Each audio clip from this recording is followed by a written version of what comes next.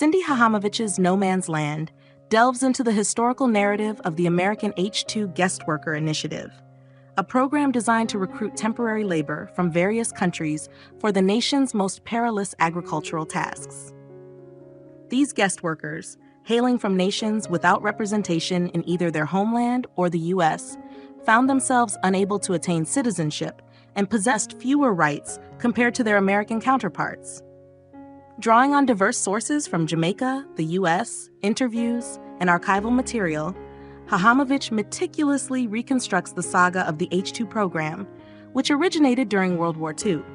First published by Princeton University Press in 2011, the book extensively examines the evolution of guest worker schemes from the late 19th century through the Great Depression. Hahamovitch traces their inception back to the importation of mine workers from South Africa and farm laborers from Australia and Prussia. While the book provides a global perspective on guest worker initiatives, it primarily focuses on Caribbean guest workers, predominantly Jamaicans, employed by Florida's sugar industry in the United States. Hahamovitch delineates the inaugural phase in the global history of guest worker programs, detailing their emergence amidst escalating immigration restrictions as employers sought alternatives to dwindling supplies of cheap immigrant labor. The solution came in the form of guest worker programs, facilitating the temporary entry of low-skilled laborers from overseas, their subsequent repatriation upon task completion, and replacement with fresh recruits. During the Great Depression, the guest worker programs waned as foreign workers were repatriated to prioritize support for struggling local laborers. The onset of World War II marked the commencement of the second phase of these programs. As the war effort ramped up, labor shortages ensued, driving wages upwards. Seeking inexpensive labor, employers turned to non-immigrant guest workers, sparking a sustained increase in their recruitment that endured for over 3 decades. In early 1943, Jamaicans joined Bahamians in the guest worker program. British colonial secretary Oliver Stanley, reasoning that Bahamians were more accustomed to racial segregation prevalent in the American South, directed Jamaicans to stay north of the Mason-Dixon line. Initially treated well by their northern employers, Jamaicans later encountered deplorable conditions upon arrival in Florida. They were housed in barracks, expected to sleep on bare mattresses without bedding or pillows. Rather than being regarded as workers, Jamaicans were seen as another form of exploitable labor, filling the void left by African Americans who gained increased rights and empowerment.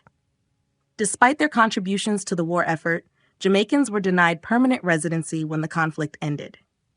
In 1968, when the Sugarcane Growers Cooperative offered insufficient compensation for arduous work in the fields, the workers demanded higher wages, only to be rebuffed by their white superiors. The workers faced a dilemma. If they went on strike, lacking the rights of citizens, they risked deportation to the Caribbean and swift replacement by a new influx of guest workers. In 1942, a series of agreements between U.S. and Mexican officials led to the establishment of the Bracero program. Under this arrangement, contracted laborers were imported from Guam with provisions for shelter, food, and hygienic conditions. However, the program resulted in paltry wages, inadequate sustenance, and widespread abuses of the agreed-upon standards. Running until 1964, it was eventually terminated due to pressure from organized labor movements.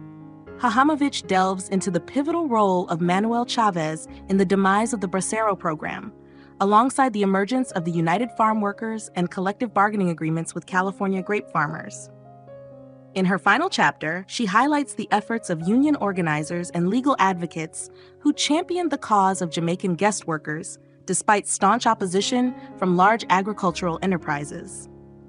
Cindy Hahamovitch, a professor of history at the College of William and Mary and a Fulbright Fellow, has garnered recognition for her work. No Man's Land earned her the 2012 Merle Curdy Award and the James A. Raleigh Prize from the Organization of American Historians, as well as the Philip Taft Labor History Award from Cornell University's School of Industrial and Labor Relations. Additionally, it was named one of Choice's outstanding academic titles for 2012. Choice lauded the book as a captivating exploration of a lesser-known guest worker program in the U.S., while Kathleen Mapes of the Journal of Southern History praised it as deserving of the widespread acclaim it received. I hope you found this video enjoyable. If so, please consider giving it a thumbs up and subscribing. Thank you.